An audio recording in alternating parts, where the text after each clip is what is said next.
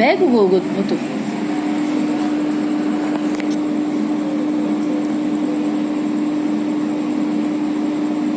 परिभाषा।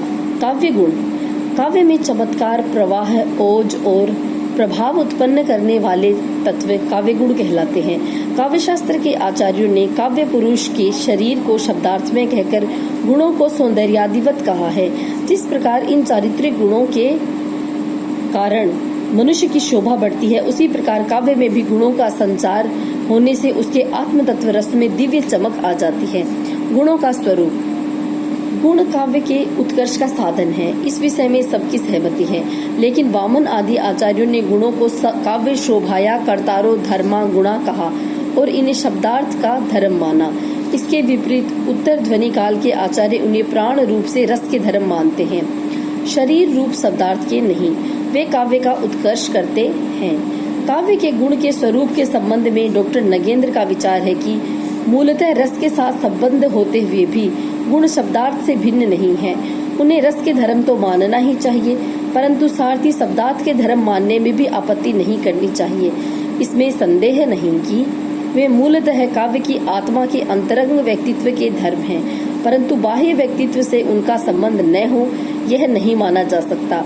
मधुर व्यक्तित्व या ओजस्वी व्यक्तित्व के लिए आत्मा भी मधुर और ओज गुण से संपन्न होनी चाहिए। निष्कर्ष रूप में यह कहा जा सकता है कि गुण मूलतः रस का गौण रूप से शब्द अर्थ का उत्कर्ष करते हैं।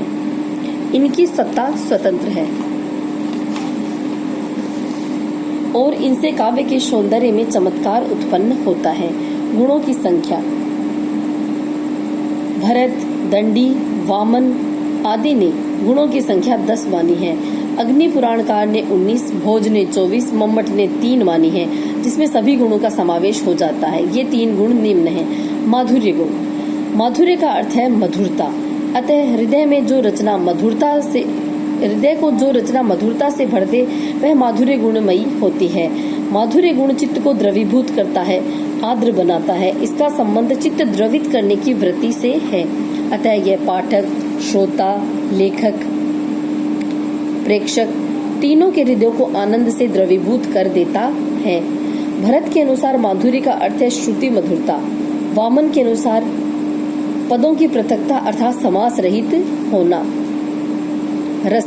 माधुर्य गुण का प्रयोग श्रृंगार रस, इसके संयोग और वियोग दोनों पक्षों में तथा करुण रस और शांत रसों में होता है। इसकी विशेषताएं निम्नांकित है। ट वर्ग रहित, अनुस्वार वर्णों वाला मृदु वर्णी काव्य माधुर्य गुण से युक्त होता है। इसकी सामान्य विशेषताएं ये हैं। ट, ठ, ड, ढ को छोड़कर क से मैं तक के वर्णों का प्रयोग। नंबर 2, अनुस्वारों का प्रयोग। अनुनासिक पंचम वर्णों का आधिक्य। समास का अभाव या अल्प समास। रे, ण, हश्व रूप में प्रयुक्त होते हैं। कोमल मधुर रचना, जैसे लाली बन सरस कपोलों की आंखों में अंजन सी लगती, कुंचित अलकोसी घुंघराली मन की मरोर बनकर जगती, चंचल किशोर सुंदरता की मैं करती रहती रखवाली, मैं वह हल्की सी मसलन हूँ जो बनती कानों की लाली। ओज गुण। ओज का अर्थ है स्फूर्ति, जो गुण सुनने वाले के मन में उत्साह, वीरता, आवेश के भाव जागृत करने की क्षमता रखता है, वह ओज गुण संपन्न रचना कहलाती है।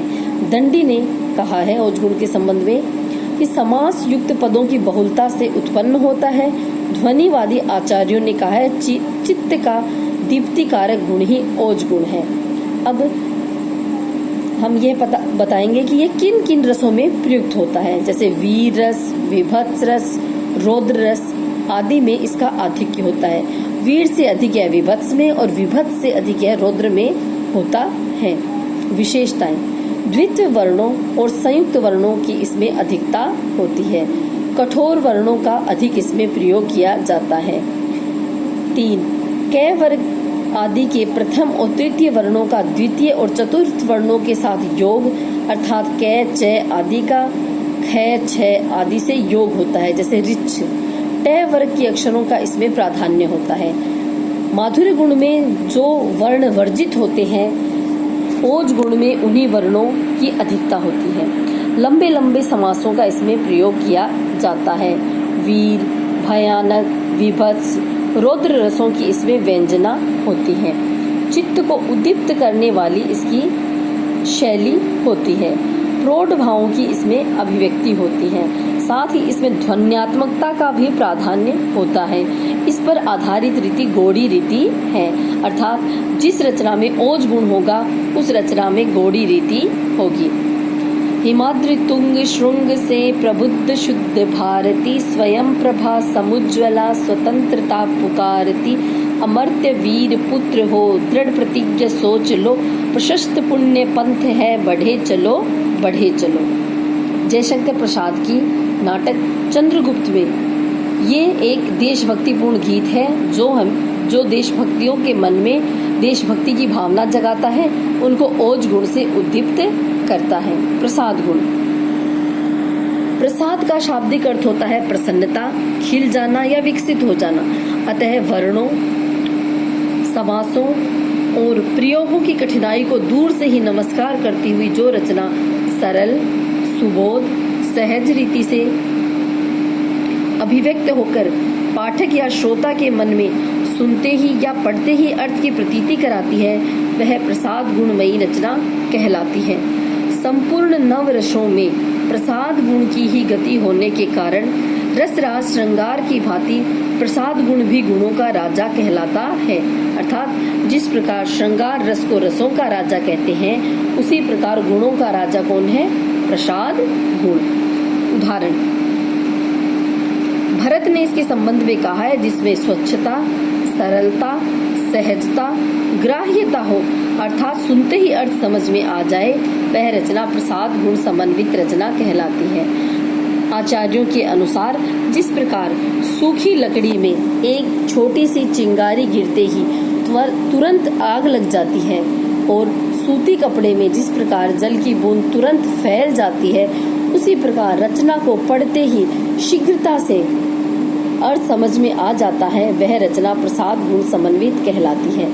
इस प्रकार प्रसाद गुण वहाँ होता है जहाँ सरल, सहज, भाव व्यंजक शब्दावली का प्रयोग हो। अर्थ की निर्मलता, सभी रसों में व्याप्ति इसकी प्रमुख विशेषता है। इसके उदाहरण है, वह आता दो टूक कलेजे के करता, पछताता पथ पर जाता, पीठ पेट दोनों मिलकर हैं एक, चल रहा लकुटिया टेक, मुट्ठी भर दाने को, भूख मिठाने को, मुंह फटी पुरानी झोली फैलाता। निराला जी की ये जो रचना है, इसमें भिखारी का चित्रण किया गया है। एक वृद्ध भिखारी का जैसा चित्रण है, जैसी इसमें चित्रात्मकता है, उसके आधार पर हम कह सकते हैं कि इसमें प्रसाद गुण है, क्योंकि रचना में कहीं भी कोई समास की बहुलता नहीं है, सीधे सीधे पढ़ते ही इसका अर्थ समझ में आ रहा है।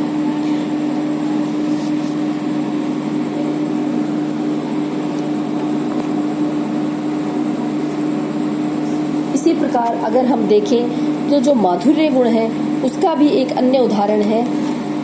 राम को रूप निहारती जान की, कंकन के नग की परछाही, याते सबे सुधि भूल गई, कर टेक रही पलटारत नाही। अर्थात राम सीता के स्वयंवर का चित्रण है। सीता जी राम के रूप को निरखना चाहती हैं, लेकिन मर्यादावश, लज्जावश वो उनके रूप को साक्षात नहीं देखकर अपने हाथ में पहने हुए कंगन के नग में निहारती हैं, और वो इतनी रोमांचित हो गई हैं कि उनके हाथ स्तंभित हो गई हैं, वो स्तंभ की भांति हो गई हैं, और नग में ही उन्होंने अपनी दृष्टि गड़ा रखी है।